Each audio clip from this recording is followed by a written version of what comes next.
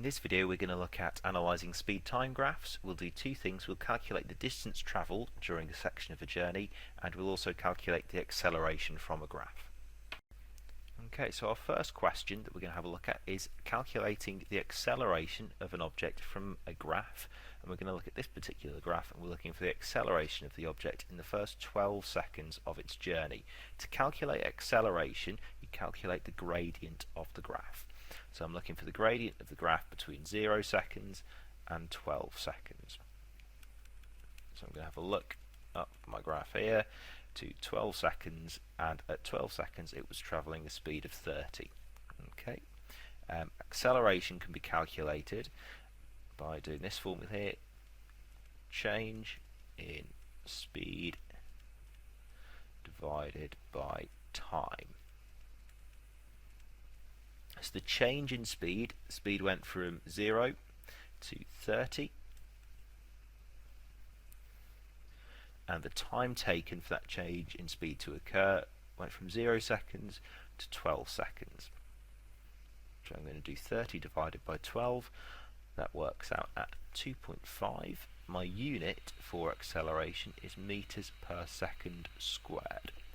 So the second question then that we're going to have a look at is calculating the distance travelled by the object from the graph below in the first 12 seconds of its journey. So we're looking at the distance travelled. To calculate distance, we work out the area underneath the graph. So we're looking at the area underneath this particular graph from 0 seconds all the way up to 12 seconds. The graph's a triangle, so we're going to need to work out the area of that particular triangle. The area of a triangle can be calculated by this equation here: a half times base times height.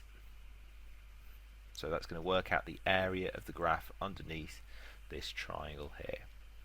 Okay, the base of my triangle goes from 0 to 12. So the base of my triangle is going to be 12. The height of my triangle goes from 0 all the way up to 30. So the height of my triangle will be 30. So to work out the area, we do a half times by 12 times by 30. That works out at 180. This is in meters, because if you have a look at the side, my speed is in meters per second times in seconds. So that's going to work out my unit being in meters.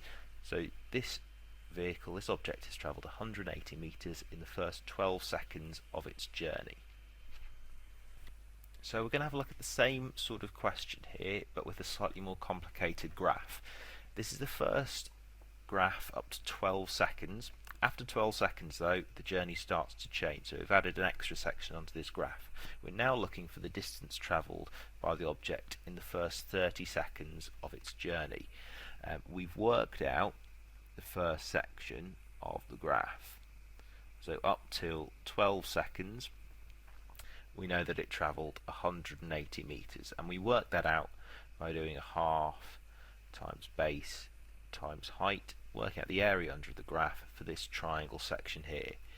You then need to work out the distance travelled in the middle section here, and then in the final section of the graph, the triangle at the end. Okay, pause the video, see if you can work it out. I'll then go through the answer. Okay, so we'll have a look at the answer to this question here.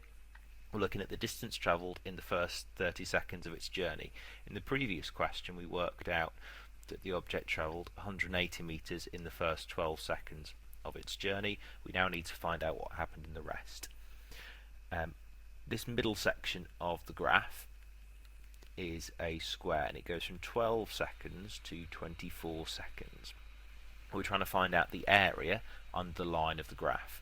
This happens to be a square, so we're going to take the base of the square, which is 12, and we're going to take the height, which is 30. We'll times those two things together.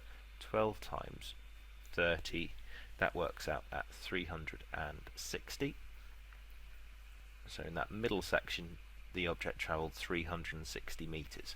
We now need to do exactly the same thing for this final section of the graph. I'll use a different colour. The height is still 12.